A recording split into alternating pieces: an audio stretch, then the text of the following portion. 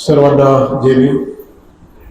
आजचा आपला 73वा दिवस बुद्ध आणि त्याचा धम्म या पवित्र ग्रंथाचं विवेचन आपण ह्या ठिकाणी पाहत आहोत। आणि हे पाहत असताना आपण कालच्या 5व्या भागामध्ये बघितलं की प्रत्येक गृहस्थी लोकांसाठी हे तथागत गौतम बुद्धांनी विनय दिलेले आहेत। आणि ते विनय गृहस्थासाठी विनय, कन्येसाठीचे विनय, हे 2 विनय आपण त्या ठिकाणी काल शॉर्टकटमध्ये बघितले। आज राहिलेले जे विनय आहेत ते आणि 6वा खंडाचा सारांश या ठिकाणी आपण आज संपन्न करणार आहोत। जेव्हा तथागत गौतम बुद्धांनी धम्म प्राप्तीच्या नंतर, बोधी प्राप्तीच्या नंतर एक सारांश रूपानं काढलं की माणसाचं मन हे का दुःखी असते आणि त्या दुःखाची कारणं शोधली। आणि कारणं शोधत असताना जे जे काही संसारी जीवनामध्ये गृहस्थी लोक असतात, मुली असतात, मुलं असतात, नोकर असतात, चाकर असतात, सेवक असतात, स्वामी असतात, गुरुजी असतात, यांच्यासाठी काय काय विनय अस्तित्वात असले पाहिजे किंवा त्यांच्या भविष्यासाठी कोणत्या कोणत्या गोष्टी चांगल्या आहेत याचं विस्तारानं या ठिकाणी विवेचन केलं आहे।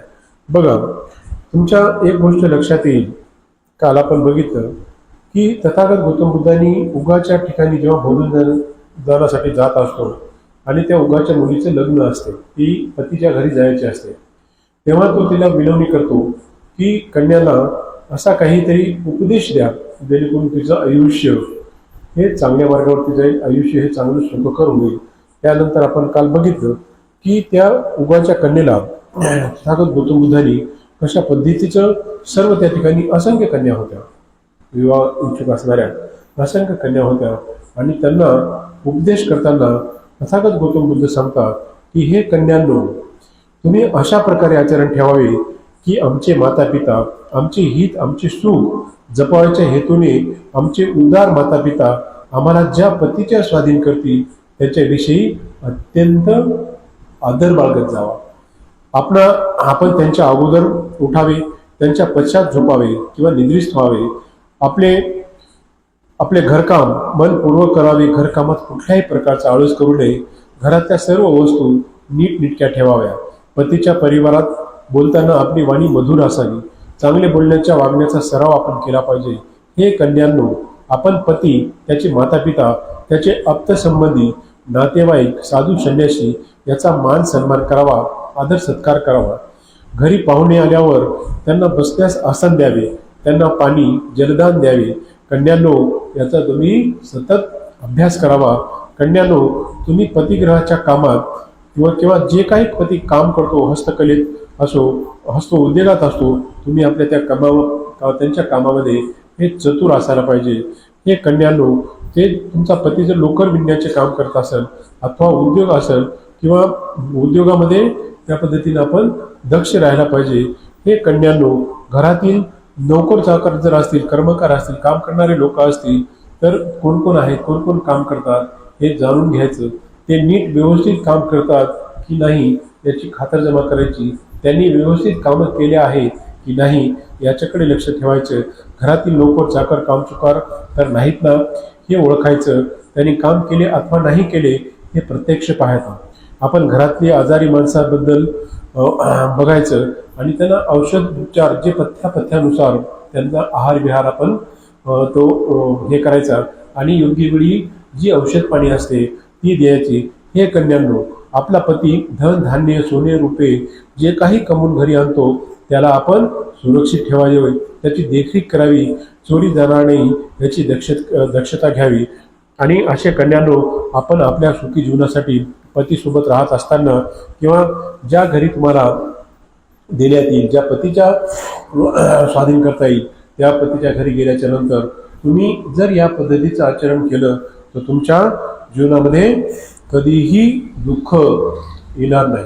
तुमचं जे संसाराचा गाडा आहे ते अत्यंत सुखाचा जाईल। आणि अशा पद्धतीनं हे तथागताचा विनय ह्या नववधूसाठी किंवा ज्या काही मुली लग्नाच्या असतात त्यांना लग्न होण्याच्या पूर्वी जे काही हितोपदेश असायला पाहिजे किंवा करायला पाहिजे आणि उपासकांना सुद्धा जेव्हा जेव्हा आपल्या मुलींचे लग्न होतात किंवा जुळतात तेव्हा तेव्हा सुद्धा आपण मुलीला ह्या गोष्टीचं प्रिपरेशन किंवा ह्या गोष्टी ह्या मनामध्ये चांगल्या पद्धतीनं बसून त्या पद्धतीचा कशा पद्धतीनं अभ्यास होईल आणि त्या पद्धतीनं कसं तिचा गुणगौरव होईल दुसऱ्या घरी गेल्याच्या नंतर, ह्या पद्धतीनं जर आपण आपल्या लेकरांवरती जर संस्कार घातले तर खऱ्या अर्थानं तिचा संसार हा सुखाचा होईल. त्यानंतर मुलांकरता सुद्धा तथागत गौतम बुद्धांनी सांगितलंय, मग विनय सांगितलाय की कशा पद्धतीनं मुलांचं आचरण असायला पाहिजे. पुत्रांनो, आपल्या मात्या पित्याची सेवा करावी. त्याने आपला विचार करावा की एक समयी ज्याने माझे पालन पोषण केले आता मी त्यांचा सांभाळ करेन. कारण आईवडील हे मुलांना लहानपणापासून त्याची शी धुण्यापासून तर त्याला नेसतानापर्यंत त्याची पूर्ण ती सेवा शुश्रूषा हे बालपणात करत असतात, मोठेपणात करत असतात आणि शेवटी त्यांचं म्हणजे लग्न सुद्धा लावून देत असतात. अशा पद्धतीनं तथागत गौतम बुद्ध म्हणतात की आईवडिलाप्रती माझे जे कर्तव्य आहे ते मी पूर्ण करणार. मी माझ्या कुळाची परंपरा पुढे चालविणार, वंश चालविणार. माझ्या माता पित्यांनी माझ्यावर प्रेम केले, त्यांनी मला दुर्गुणापासून परावृत केले आणि सदाचारासाठी प्रवृत्त केले. त्यांनी मला उत्तम उपजीविकेच्या व्यवसायासाठी प्रशिक्षित केले. त्यांना माझ्यासाठी योग्य अशी पत्नी शोधली आणि योग्य वेळी त्यांनी मला आपला उत्तराधिकारी माझ्या स्वाधीन केला. अशा प्रकारे वृद्ध माता पित्याचे प्रत्येक पुत्राने ही काळजी घेतली पाहिजे. असं तथागताचा विनय नवीन मुलांना किंवा जे मुलं असतात मोठे मुलं घरात त्यांच्यावरती संस्कार कशा पद्धतीनं पडावेत ह्या गोष्टीचं विवेचन ह्या ठिकाणी केलेलं आहे. त्याच्यानंतर तथागत गौतम बुद्ध पती पत्नीविषयी सुद्धा असाच उपदेश करतात. आपण मागच्या वेळेस ते बघितले ते विस्तारानं, ते मी मुद्दा रिपीट नाही करणार कारण तो मुद्दा बराचसा मोठा आहे. आपण विस्तारानं एक दिवशी आपण बघितले पूर्ण डिटेलमध्ये. नंतर स्वामी सेवक आणि नौकराकरता विनय सुद्धा सांगितले की मालकाने आपल्या सेवकांना नौकरांना चावकरांना त्यांच्या सामर्थ्यानुसार काम द्यावे. ज्या पद्धतीने समजा आपल्या घरात कोणी गडी काम करत असेल, नौकर असेल चाकर असेल, त्याची समजा ताकदच जास्त नसेल तर त्याला हेवी काम मिळू नये, त्याला जेवढं सहन होते त्या पद्धतीचे त्याला काम दिले गेलं पाहिजे.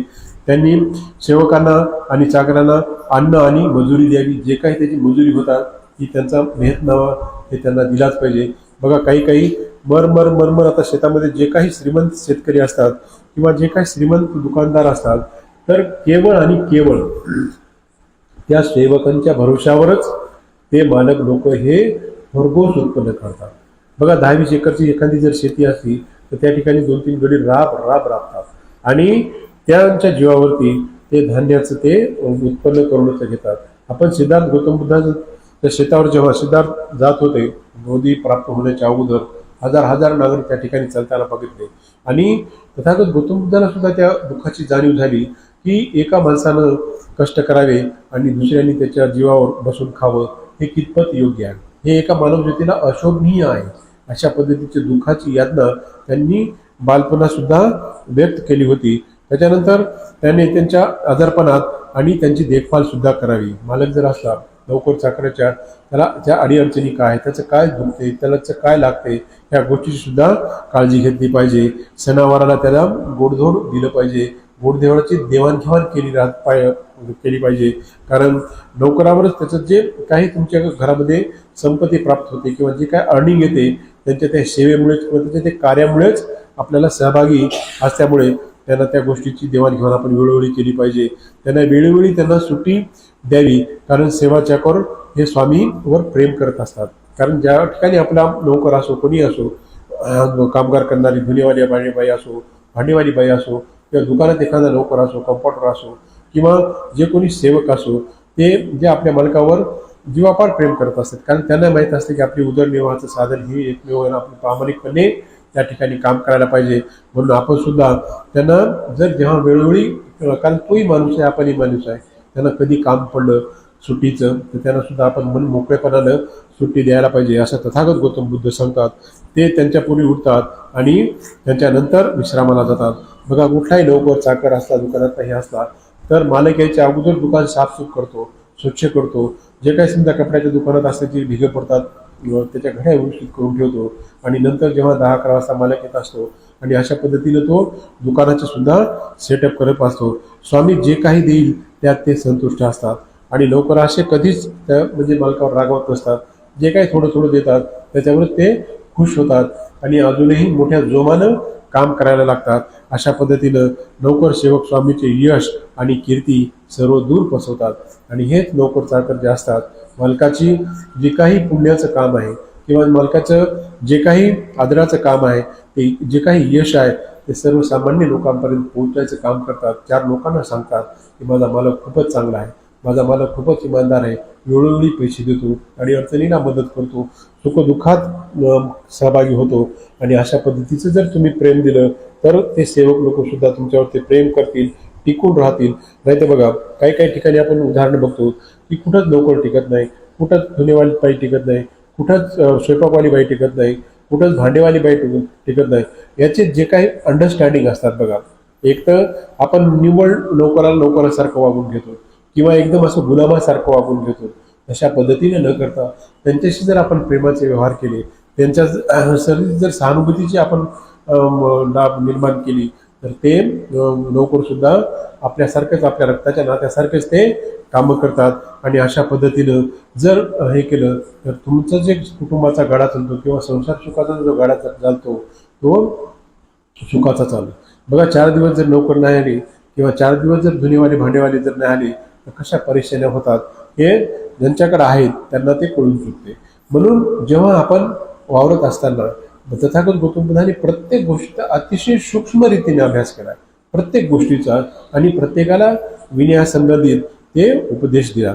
आणि त्याच्यानंतर तथागत गौतम बुद्ध सांगतात की 4 माणसे असे बदमाश असतात की ते मित्ररूपात शत्रू असतात.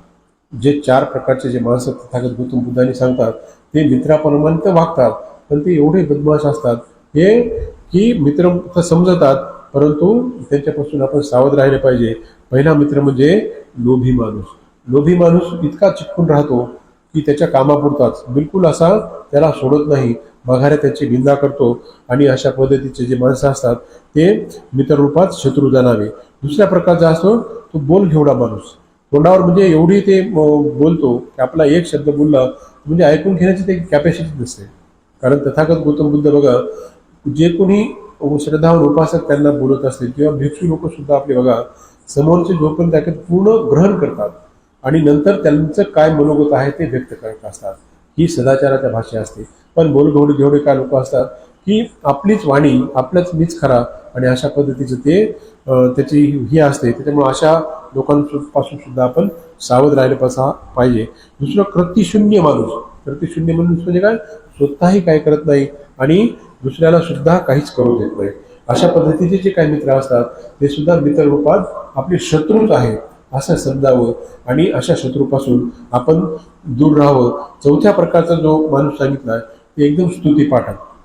अशी स्तुती करणार की भयानक होणार खूप लगे, आणि आपण लगे त्या हरभऱ्याच्या झाडावर चढतो आणि मग त्याचं ते जोडा त्याचा फायदा असते, बिलकुल फायदा करून घेते. सुख आले की बिलकुल जवळ येते आणि दुःख आले की लगेच पळून जाते. म्हणजे असे जे लोक असतात मित्ररूपात हे शत्रू जाणारे असे तथागत गौतम बुद्ध सांगतात.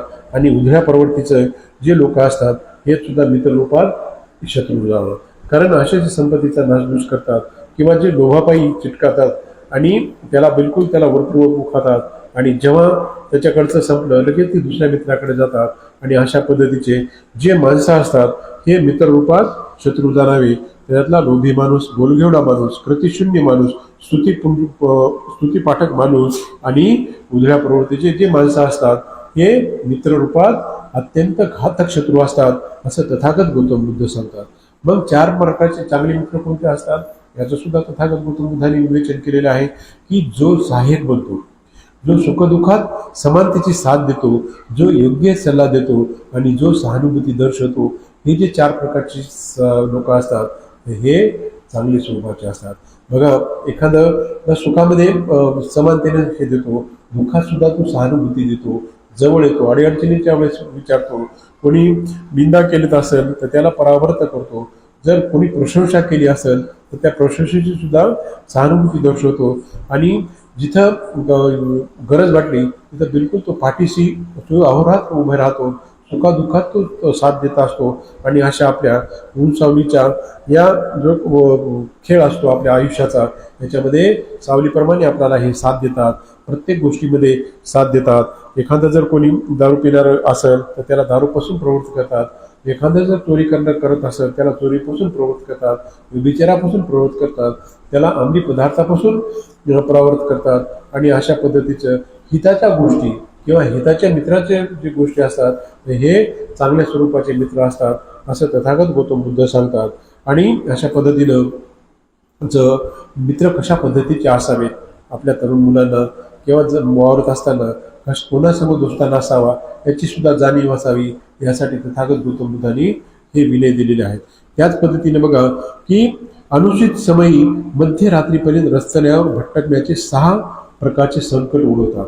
बघा आता काही तरुण मुलं दिवसभर झोपतात आणि रात्रभर फिरतात. एवढ्या बेकार सवयी लागल्यात लोकांना की त्या मोबाईलच्या पायी रात्र 2-2, 3-4 वाजूस्तोवर येतात, पहाट झोपतात. म्हणजे जे करू नये योग्य वेळी ते करतात आणि जे करायला पाहिजे ते करत नाही. हे असे दिशाहीन पोरांसाठी तथागत गौतम बुद्धांनी अतिशय सुंदर विनय दिलेला आहे की या पद्धतीचे जे रात्री दूरवर जे फिरतात मुलं, त्यासाठी 6 प्रकारचे संकट ओढवतात. एक तर ते स्वतः असुरक्षित राहतात, दुसरी गोष्ट त्यांची पत्नी, त्यांची मुले सुद्धा असुरक्षित राहतात, कारण ते नेहमीच घराच्या बाहेर 2-2 वाजेपर्यंत राहतात. त्यांची संपत्ती सुद्धा म्हणजे कधी चोरीला जाईल याची काही गॅरंटी नसते. आणि त्यांच्यावर रात्री जर फिरू लागले तर ते अंमली पदार्थाचं सेवन करतात, पुड्या खातात, गांजा भरतात, दारू पितात, चोऱ्या सुद्धा संभवनीय आहे. अशा पद्धतीने मग त्याच्यावरती गुन्हे सुद्धा दाखल होतात असं तथागत गौतम बुद्ध सांगतात. अपराध कर्म सुद्धा त्यांच्यावर होतात आणि त्यांच्यावर संशय सुद्धा जास्त घेतात. त्याच्यामुळं त्यांच्या संबंधी पुन्हा समाजात वावरत असताना विविध चर्चांना उधाण येते. हे जे रात्री बेरात्री जे 2-2 वाजेपर्यंत 3-3 वाजेपर्यंत जे काही लेकरं फिरतात, तर बघा आता शासकीय काम किती जरी असलं तर 5 वाजेपर्यंत 10 ते 5चा हा टाइम असतो. किती जरी महत्वाचे काम असो, ते कलेक्टर असो, SP असो, DSP असो, तहसीलदार असो, तलाठी असो, कोणीही असो, जे अत्यंत महत्वाचे जे काम असतात बघा हे सूर्याच्या उन्हातच काम होतात. पण अशा पोरांना अशी काही घात सवय असते की ते रात्री फिरत राहतात, उशिरा येतात, उशिरा झोपतात, उशिरा जेवण करतात. नंतर मग त्याचेच परिणाम त्यांच्यावर होतात आणि त्यांचं आरोग्य हे खूप दुःखानं कोसळतं. त्यांच्यावर विविध प्रकारचे त्यांना रोग होतात. नंतर उशिरा उठल्यामुळं, रात्रीचं जागरण केल्यामुळं एक तर शारीरिक आरोग्य त्यांचं व्यवस्थित राहत नाही. सकाळी ते व्यायामाला सुद्धा नाही उठू शकत, फिरू नाही शकत, ऊन डोक्यावरती आल्याच्या नंतर उठतात. म्हणून रात्री बेरात्री जे हे अनुचित समयी जे फिरतात मुलं, त्यांनी न फिरू नये. हे तथागत गौतम बुद्धांची वाणी. तथागत गौतम बुद्धानं आपल्या डॉक्टर बाबासाहेब आंबेडकरांनी आपल्या तरुण मुलांना सांगितलेलं ज्ञान आहे की बाबांनो, तुम्ही लवकर जेवत जा, लवकर झोपत जा, सकाळी लवकर उठत जा, व्यायाम करत जा, जे काही तुम्हाला उद्योग पाणी येईल तो उद्योग करत जा, उद्योगाचे साधन तयार करत जा, कुटुंबाला काहीतरी तुम्ही आधार द्यायचा प्रयत्न करत जा. निव्वळ आईवडिलांच्या संपत्तीवरती तुम्ही स्वतःचा उदरनिर्वाह करत जाऊ नका. बेरात्री अपरात्री फिरत जाऊ नका, याच्यामुळे तुमचं आरोग्य धोक्यात होते. आणि अशा पद्धतीनं हे जे लोक फिरतात किंवा हे जे तरुण मंडळी फिरतात रात्री बेरात्री 2-2, 3-3 वाजेपर्यंत जे जागणारे लोक असतात, हे चोऱ्या चपाट्या सुद्धा करतात, दारूच्या आधी जातात, सिगरेटीच्या नादी लागतात. कारण झोप येत असे की ते तंबाखू तोडतात, खात बसतात, सिगारेट तोडतात, दारू पितात. आणि अशा पद्धतीनं मग त्यांचं ते लिव्हर आतडक जे काय असते ते सगळं खराब होते. आणि नंतर पुन्हा समाजात वावरत असताना त्यांच्याविषयी चर्चांना उधाण येते. काही संशय लोक घेतात. रात्री बेरात करणं अर्थात साहजिक आहे. जेव्हा सगळे 90%, 95%, 99% लोक झोपतात तेव्हा हे 4-2 पोरच कसे बोलत हिंडत राहतात. प्रत्येक समाजामध्ये ही प्रथा आहे. काय आहे काय नाही त्यांनाच माहीत. मोबाईलवर चॅटिंग करत बसतात, चौकात बसतात, लोक तिथं बसतात. नंतर मग पोलीस येते, पोलीस चिट्ट्या वाजवते, दरोडे घेऊन त्याच्या पाठीमागे लागते, तरी पुन्हा आल्यासारखं करतात, पुन्हा रोडवरती जातात.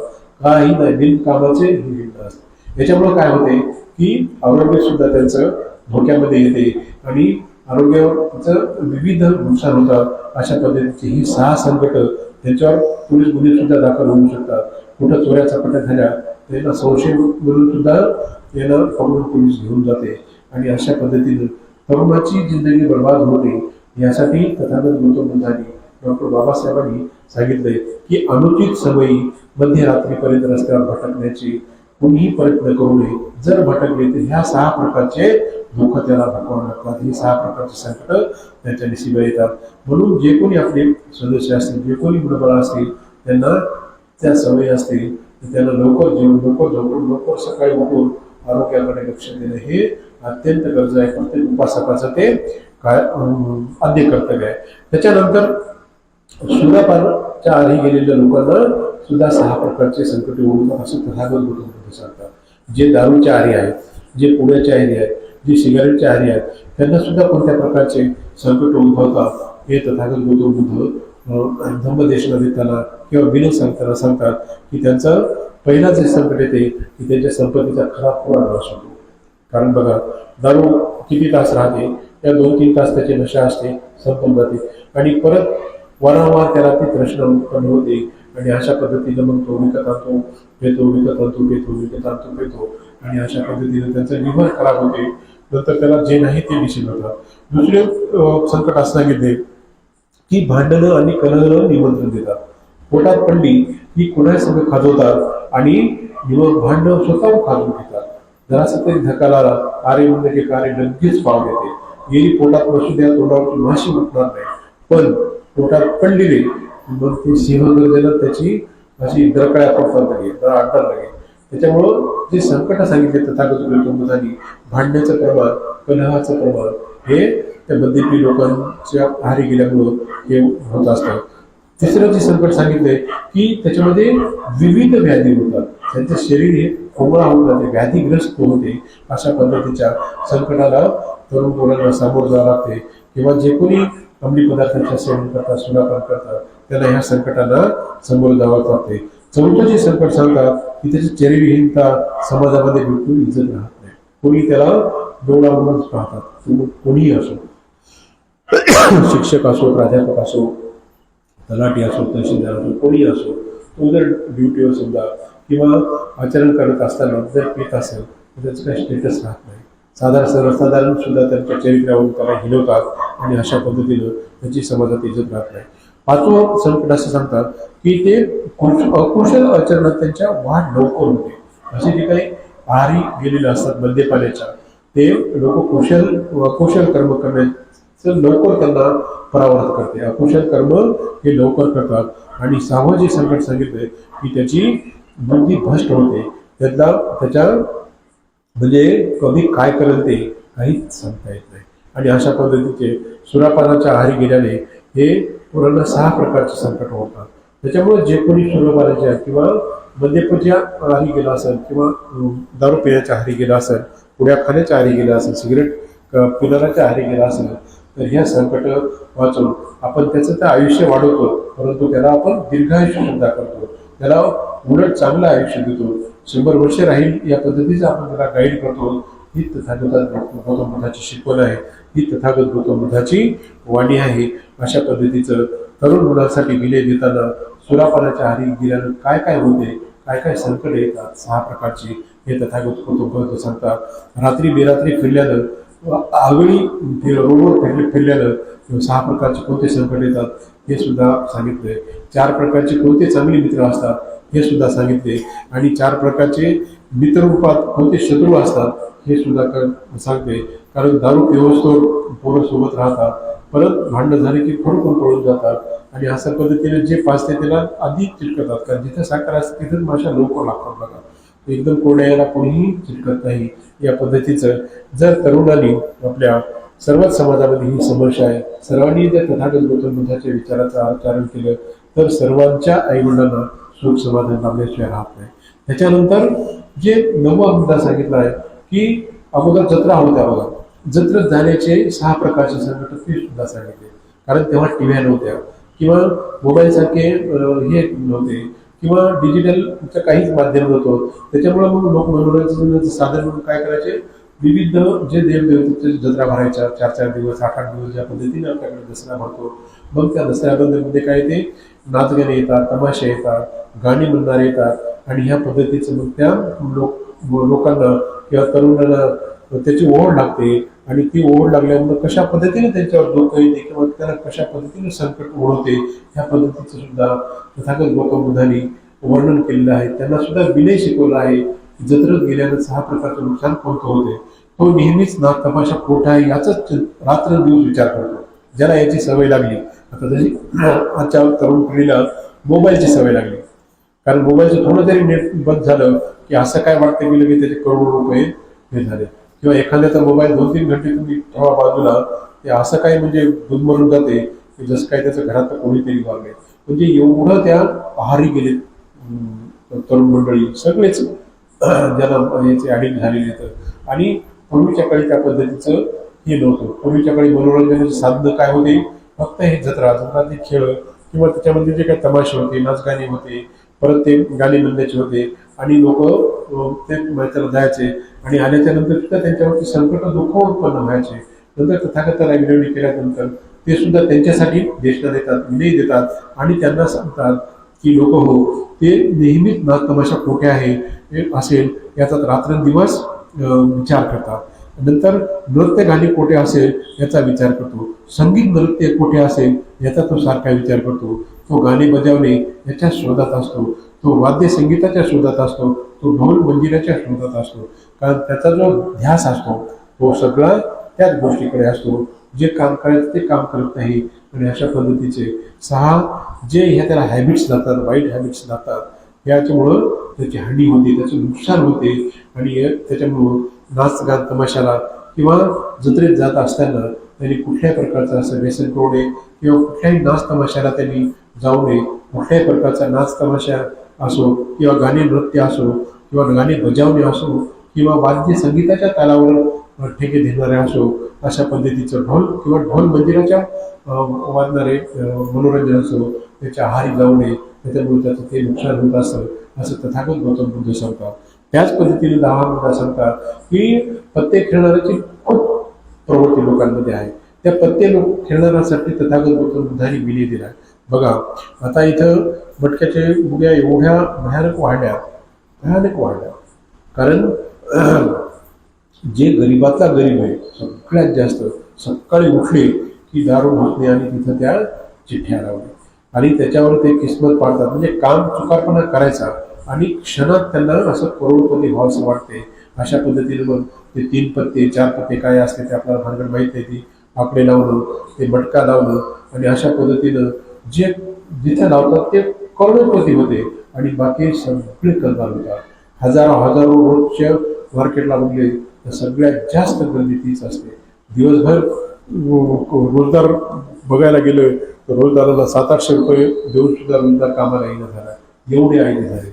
5 रुपये लाव, 10 रुपये लाव, 2 रुपये लाव, 10 रुपयाचे 200 रुपये, 200 रुपयाचे 2000 रुपये, असं काहीतरी त्यांचं ते गणित असते आणि त्याच्या आहारी जातात. ते पत्ते सुद्धा 2 पत्ते आली, लाल पत्ते आली, त्याच्यावर सुद्धा ते पत्ते असतात आणि अशांवर सुद्धा पूर्वी काळी सुद्धा ती प्रथा होती आणि त्याच्यामुळे सुद्धा लोकांची हानी होत होती, त्यांच्यावर संकट उद्भवत होती. त्यांच्यासाठी सुद्धा तथागत गौतम बुद्धांनी विनय सांगितलेले आहे की त्यांना जे पत्ते खेळतात, जुगार खेळण्यात नादी लागल्याने त्यांना सुद्धा 6 प्रकारच्या हानीला समोर जावं लागते. पहिली हानी म्हणजे जिंकल्यावर तो घृणेचा पात्र होतो. आता एखाद्यामध्ये जर पत्त्यामध्ये जर पैसे जिंकले समजा तर बाकीचे जे पाहणारे असतात खेळणारे त्याची निंदा करतात, त्याची घृणा करतात, त्याचा कधी बदला घेऊ असं त्याला ते म्हणजे जाणून म्हणून त्यांची दुश्मनी मारते. कारण ते जे पत्त्याचे डाव असतात त्याच्यातला कुणीतरी एक जिंकत असतो आणि बाकीचे ते हारणारे असतात आणि अशा पद्धतीने जो जिंकतो ते इतरांच्या घृणेस हा पात्र ठरतो. नंतर दुसरा जे संकट सांगितलंय की हरल्यावर संपत्तीचा नाश होतो आणि हरण्याचा अतिशय दुःख सुद्धा होते. कारण ह्या जे पत्त्याचे डाव आहेत बघा, महाभारतापासून बघितले आपण, द्रौपदी बायका सुद्धा पत्त्याच्या डावावरती लावले, राजवाडे सुद्धा डावावर लावले, महाभारतामध्ये वर्णन आलेले, भगवद्गीतेमध्ये वर्णन आलेले.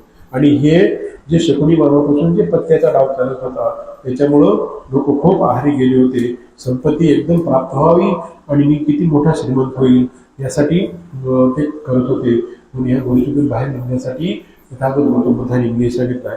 तिसरं सांगितलंय की त्याचे जीवन जगण्याचं साधन पूर्ण नष्ट होते. बघा आपण महाभारतामध्ये त्याच्यामध्ये रामायणामध्ये सगळं राज्य ते हरपून बसतात. राज्य डावावर लावत होते, बायका डावावर लावत होते लेकरं डावावरती लावत होते. अशा पद्धतीचे सगळे राज्य उद्ध्वस्त झाले होते. सगळ्या संपत्त्या त्या डावामध्ये त्या जुगारामध्ये हरलेले लोक आपल्याला पाहायला मिळतात. चौथी गोष्ट अशी हानी होते की न्यायालय जर त्याला उभं केलं तर त्या जुगाराला किंवा प्रतिखेळाच्या शब्दाला बिलकुल किंमत राहते. कोणीच त्याच्यावरती विश्वास ठेवत नाही. किंवा समाजात वावरत असताना किंवा न्यायालयीन प्रक्रियेमध्ये जरी त्याची साक्ष घेतली किंवा त्याला उभं केलं तर त्याच्या शब्दावरती कुणीही म्हणजे असं किंमत नसते. पाचवं जे संकट सांगितलं की मित्र, राज्य अधिकारी इत्यादी त्याला जवळ करीत नाही. म्हणजे कोणीच त्याचे मित्र त्याला जवळ करत नाही किंवा एखादा अधिकार सुद्धा जवळ उभा राहून देत नाही किंवा समाजातला व्यक्ती सुद्धा ते जुवारी असल्यामुळं त्याच्याशी कोणता पैशाचा व्यवहार करत नाही, त्याच्याशी संबंध ठेवत नाही. अशा प्रकारची त्याची ती हानी होते. आणि परत त्याला कोणीही पोरगी सुद्धा देत नाही.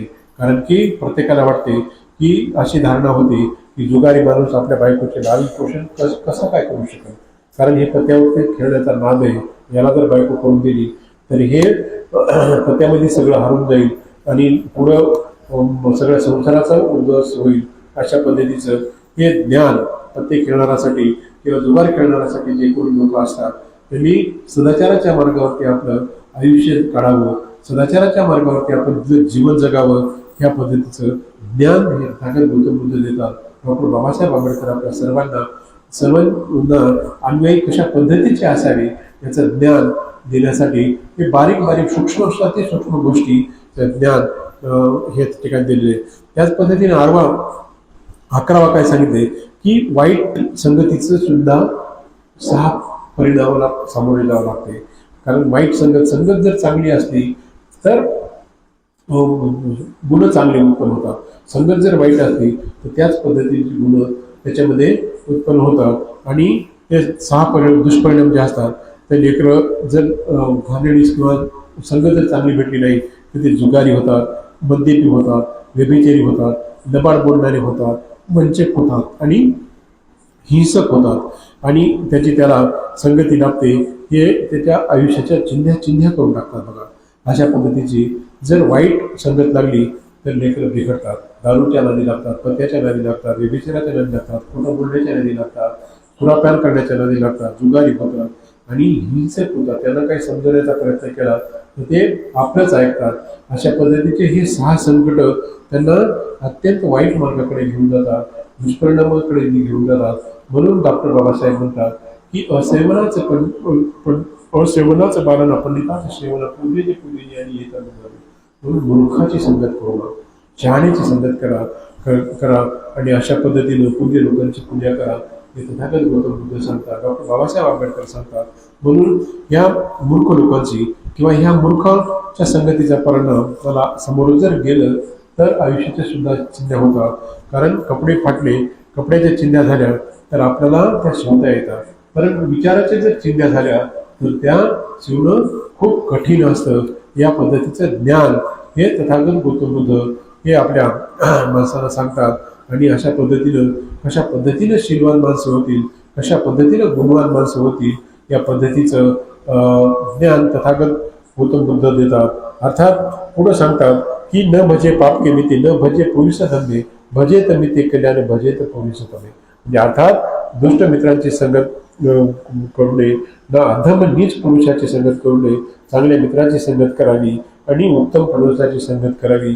याच्यातच तुमचं जे सुख आहे हे दडलेलं आहे. कारण अर्थात दुष्ट मित्र कधीही घात करता राहतात आणि मित्ररूपात शत्रू कसे ओळखावे हे सुद्धा तथागत गौतम बुद्धांनी सांगितले.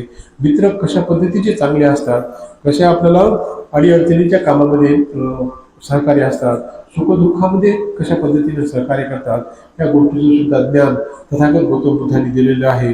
म्हणून तथागत गौतम बुद्ध सांगतात की न भजे पाप के मिते, न भजे पुरुष धंदे, भजे तर मिते कल्याणी, भजे ते पुरुष तमे. म्हणजे असे कल्याण मित्र तयार केले पाहिजे जेणेकरून त्याचे कल्याण झालं पाहिजे, आपल्या मित्राचं कल्याण झालं पाहिजे. जर एखादा मित्र वाईट मार्गाकडे जर जात असेल तर त्याला चांगल्या वळणाकडे लावण्यासाठी प्रेरणा दिली पाहिजे असं तथागत गौतम बुद्ध सांगतात. कारण सगळे दिवस सारखे नसतात. म्हणून सुख दुःख, यश अपयश, निंदा प्रशंसा, लाभ हानी हे प्रत्येकाच्या वाट्याला येते आणि हे प्रत्येकाच्या वाट्याला आल्याच्या नंतर ज्या पद्धतीनं मन ही माणसाचा ढळू देत नाही किंवा त्या मित्राला दुसऱ्या मार्गाकडे वळू देत नाही. म्हणून तथागत गौतम बुद्ध काय सांगतात की 8 प्रकारच्या लोकांची धम्मचर्चा अजिबात करू नये.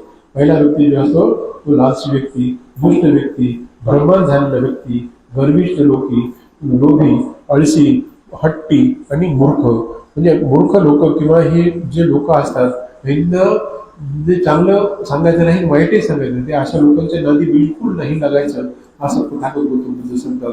म्हणजे जीवन जगत असताना बघा किती बारीक आणि बारीक गोष्टीचं ज्ञान हे तथागत गौतम बुद्धांनी आपल्याला दिलेलं आहे.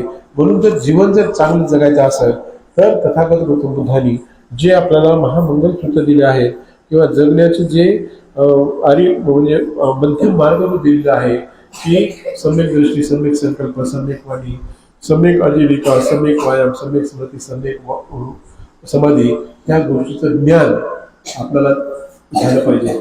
त्या गोष्टीचं विवेचन आपण समजून घेतलं पाहिजे आणि आपण जीवन जगत असताना पूर्ण सम्यक दृष्टीने आपण जीवन जगलं पाहिजे, ना की अवैध राहून जगलं पाहिजे. त्यासाठी आपल्याला काय करावं लागेल? अरती विरती पापा म्हणजे पानाचं संयम, मातेचे धर्म सुयेत मंगल होतं. म्हणजे थोडा वेळही सुद्धा कोणत्याच पाप कर्मात्रामुळे आपल्याला वाटते जरासं चूक केली, जरासं खोटं बोललं तर काय होईल? बिलकुल अजिबात नाही. विरती म्हणजे काय? जास्त वेळ सुद्धा पाप कर्मात्रामुळे म्हणजे पाना समय म्हणजे मादक पदार्थाचं अजिबात सेवन करू नये. आणि आपण माधवचे धम्म म्हणजे आळस रहित, सावध राहणे, जागृत राहणे किंवा सतर्क राहणे. धम्म कार्यात किंवा धम्माचे आचरण करण्यामध्ये आपण आळस करता कामा नये. हाच खरा बुद्धाचा जीवन मार्ग आहे असं तथागत गौतम बुद्ध सांगतात. आणि या पद्धतीनं जीवन जगत असताना आपण एकमेकाचा गौरव केल्याने घरात घर पण राहते, भावात भाऊ पण राहते, बहीण भाऊ पण राहते. आणि अशा पद्धतीनं गारवोच निवातोच संतुटीच कृतज्ञता कालीन धमन समन येतं मंगलम उत्तम असं तथागत गौतम बुद्ध सांगतात. कारण बुद्ध म्हणतात की जे लोक शीलवान आहेत, सदाचारी आहेत, संयमी आहेत, संस्कारी आहेत, त्यांचा नेहमीच आपण गौरव केला पाहिजे. हाच खरा आपला जीवन मार्ग आहे, हेच खरं आपला आयुष्य आहे. आपल्या अंगी आपल्या स्वभावात नम्रता किंवा विनम्रता असणे त्याला निवताची म्हटले आहे. माणसं जोडण्यासाठी अहंकार हा घातक असतो, विनम्रता सारखत असते. हाच खरा बुद्धाचा जीवन मार्ग आहे. बघा एक नदी असते, नदीला खूप मोठा पूर येत असतो आणि पूर येत असताना त्या ठिकाणी मोठे काठावर मोठे झाड सुद्धा असतात आणि छोटे गवत सुद्धा असतात.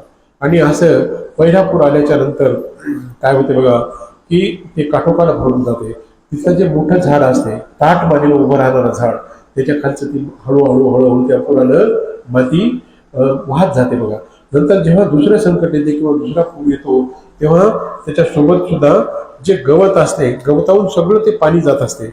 परंतु पूर ओसरल्याच्या नंतर बघा ते गवत विनम्रतेने लवते खाली आणि पूर ओसरल्यानंतर परत ऊन पडले बघा ताट मानेने वर करते. आणि जे मोठं अहंकारीचे झाड म्हणजे झाडाला अहंकाराची उपमा दिली आणि जे ताट मानेने सरळ झाड असतात बघा, मोठे वृक्ष असतात, ते पुराच्या पाण्याने काय होते, त्याच्या पायाखालची किंवा त्या बुडाची माती हळूहळू विसरून जाते. आणि जेव्हा एखादा मोठा पूर आला की त्या झाडासकट ते पुरामध्ये ते झाड पूर्ण वाहून जातात. परंतु जे छोटे छोटे गवत असतात त्याच्याकडे नम्रता आपण शिकली पाहिजे, त्याच्याकडून आपण विनम्रता शिकली पाहिजे. किती जरी मोठा पूर आला तर बघा ते गवत वाहून जात नाही, ते उलट असं वाकडं होते, त्याच्यावरून ते पूर जातो आणि परत पूर ओसरला की परत ऊन पडलं की तो ताट मानेने जीवन जगत असतात. आणि जे ताठर लोक असतात, जे आळशी लोक असतात, जे अहंकारी लोक असतात, जे त्या झाडासारखं कडक उभं राहतात की यासारखं कोणीच नाही, त्या पद्धतीने जेव्हा हे संकट येतात हळूहळू त्याच्या बुंद्याखाली ज्या पद्धतीने माती मिसळून जाते त्याच पद्धतीनं जेव्हा पुराचा मोठा लोटा येतो तेव्हा मुळ्या सगट ते झाड हे वाहून जात असतं. म्हणून माणसानं जीवन जगत असताना आपल्या अहंकार बाजूला ठेवून आपण हे सदाचाराचं जीवन व्यतीत केलं पाहिजे. हाच तथागत गौतम बुद्धाचा खरा धम्माचा मार्ग आहे. अशा पद्धतीचं विवेचन आपण पूर्ण ह्या 5व्या खंडामध्ये झालेला आहे. त्याच्यानंतर जे दान पुण्याचा जो कार्यक्रम चालतो की अनाथ पीडितांचं दान किंवा आपल्या राजा बिंबिसारांचे दान देत असतात वेळोवेळी, या पद्धतीचं ते वर्णन आलेलं आहे. आणि जेव्हा भोजनदानाला तथागत गौतम बुद्धांना बोलवतात, धर्मदेशना देत असताना त्यांना ते दान रूपाचं हे वर्णन हे ह्या चॅप्टरमध्ये आलेलं आहे. आणि अशा पद्धतीचं दान पुण्याचं जे गुण आहेत हे सुद्धा आपल्यामध्ये आले पाहिजे. आपण सुद्धा दान पुण्य करण्यामध्ये अग्रेसर राहिलो पाहिजे.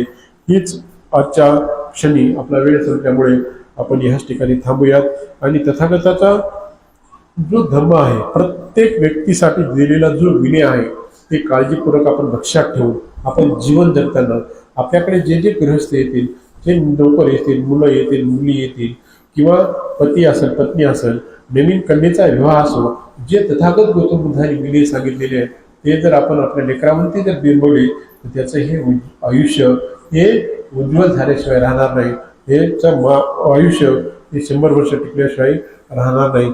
हाच तथागत गौतम बुद्धाचा संदेश आपण लक्षात ठेवून ह्याच क्षणी ह्यावेळी आपण थांबूया. सर्वांनी हात जोडायचे.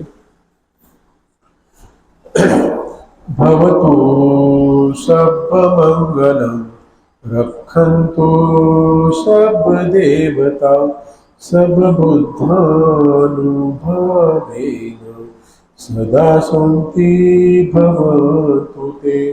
भवतु सर्वमंगलम् रक्षन्तु सर्वदेवता सर्वधर्मानुभावेन सदा सन्ति भवतु ते. भवतु सर्वमंगलम् रक्षन्तु सर्वदेवता सर्वसंघानुभावेन सदा सन्ति भवन्तु ते. बुद्धं नमामि, धम्मं नमामि, संघं नमामि. सर्वांना जय भीम.